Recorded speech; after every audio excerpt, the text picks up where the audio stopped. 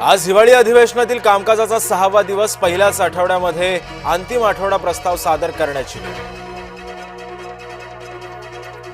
महायुतीचं एकत्र लढायचं ठरलं, मात्र जागा वाटप अद्यापही अनिश्चित. महापौर कुणाचा, इतर पदांबाबत अद्यापही संभ्रम. सूत्रांची माहिती.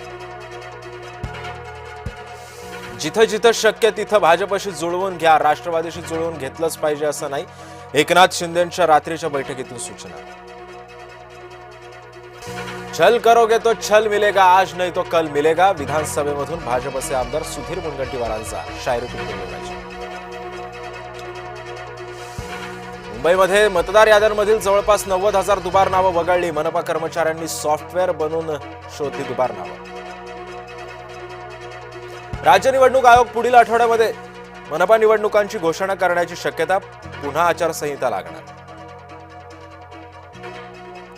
मनमाडला शिवसेना, ठाकरे गट, राष्ट्रवादी काँग्रेस आक्रमक. स्ट्रॉंग रूम परिसरामध्ये जामर बसवण्यासाठी सुरू केलं उपोषण.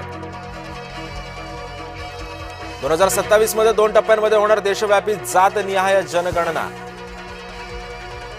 जनगणनेसाठी तब्बल 11,719 कोटींची केंद्राची तरतूद. वाल्मिक कराड, संतोष देशमुख हत्याकांडाचा मास्टरमाइंड सरकारी वकिलांचा हायकोर्टामध्ये दावा. लवकरच होणार अंतिम सुनावणी. केंद्रीय मंत्रिमंडळाचा महत्वाचा निर्णय. उच्च शिक्षणासाठी आता एकच नियामक असणार. गोवा नाईट क्लबचे मालक लुथरा बंधूंना पुढील आठवड्यामध्ये भारतामध्ये आणलं जाण्याची शक्यता. कायदेशीर औपचारिकता पूर्ण केल्यानंतर आणणार मायदेशी. नवी मुंबई विमानतळाला दिवा पाटलांचं नाव देण्यासाठी मोर्चाची हाक. 22 डिसेंबर पासून भिवंडी ते नवी मुंबई जनआक्रोश मोर्चाचं आयोजन. पोलिसांना बघताच चोरट्यांनी ठोकली धूम. पोलिसांनी पाठलाग करत चोरट्यांना पकडलं. नाशिकच्या ओझर मधली घटना सीसीटीव्ही कॅमेरामध्ये. गोंदियाच्या देवरी तालुक्यामध्ये बिबट्याची दहशत. ग्रामस्थांमध्ये भीतीचं वातावरण.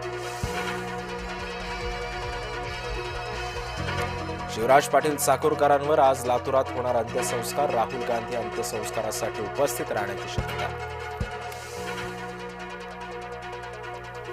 अर्जेंटिनाचा स्टार खेळाडू लिओनेल मेस्सी भारतामध्ये. फुटबॉलच्या पंढरीतून करणार दौऱ्याची सुरुवात. मेस्सीचं कोलकात्यात जोरदार स्वागत. अंडर-19 आशिया करंडक स्पर्धेच्या पहिल्या सामन्यामध्ये युवा वैभव सूर्यवंशीचा दणका.